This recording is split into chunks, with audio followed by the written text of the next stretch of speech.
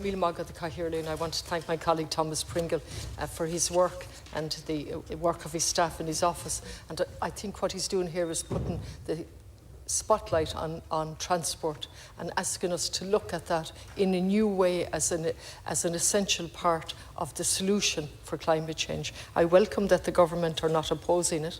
However, the next question is, what are you going to do as a result of it? And of course, we've asked that repeatedly. It's not reassuring that there's no Minister for Transport here, either junior or senior. It would be helpful. We're having this debate in the context of a climate emergency that was declared over 3.5 years ago, I think now. The Dáil's declaration of a climate and biodiversity emergency on the 9th of May 2019. Ireland's emissions have continued to rise despite the fact that the world is burning. And Minister, those words were used by the Senior Minister either for finance or public expenditure at the previous budget last year. The words were forgotten this year, but the planet continues to burn. In relation to that, greenhouse gas, they're the words that your Senior Minister used, Minister, so I'm not sure, I may be reading the body language wrong. The planet is burning were the words that he used. Notwithstanding that, Ireland's emissions continue to rise, 4.7% rise in 2021 compared with 2020. That's the EPA. That's not the radical TDs on this side of the Dáil coming up with figures out of the sky. Transport emissions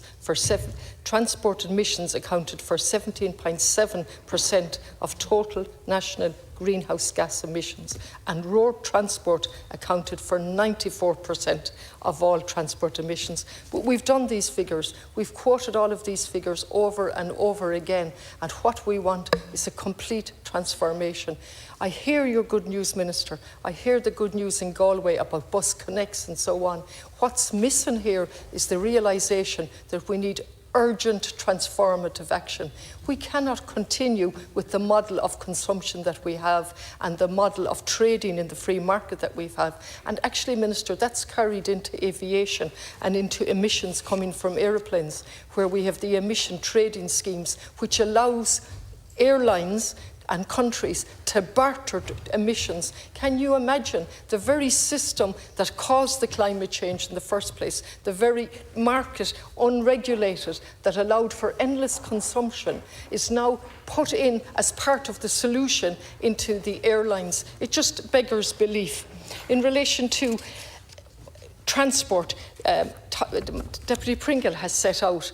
He's given the example of Luxembourg, currently works off a free transport system. Has anyone in this government looked at Luxembourg to see what are the good and the bad in relation to that? Have they looked at Germany, which has introduced a limited at €9 a month? I believe it was overwhelmed with people wanting to use it. Has anyone examined that? Has anybody gone over there on a delegation to see and to learn? What about Malta, that introduced free transport, I understand, on the 1st of October? Do you think we could learn from that?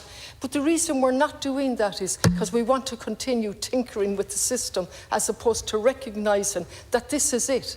We've only got a tiny window to make the changes. And of all the changes needed, transport is the, I won't say the easiest, but the most tangible one where we can make a difference. Free public transport has to be a name and a target of the government. If you can't do it overnight, you have to recognise that's what we need. The fact that you've introduced reduced fares is very welcome. But what you see is the people are way ahead of us. They want to use public transport. I'll finish in my last minute by going back to Galway, and I'm appealing to you to take Galway on as a pilot project.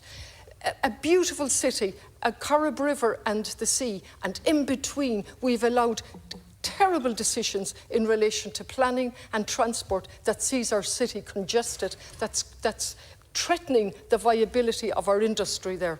Park and Ride was put into the City Development Plan in 2005, never rolled out. We now have the National Transport Authority telling us they're looking at one side of the city. We've children who can't get on school buses, and we're constantly told the figures that use school buses, but we fail to realise the potential that not school buses should be used to the maximum potential to get as many people as possible on them. We have a university in Galway, and we have the residents in Connemara begging the university to put on a bus so that the students can get from Cosharriga Isteachcuidí an Ulscoil agus níl duine géiste cló. This is a positive motion. This is something we can work on together.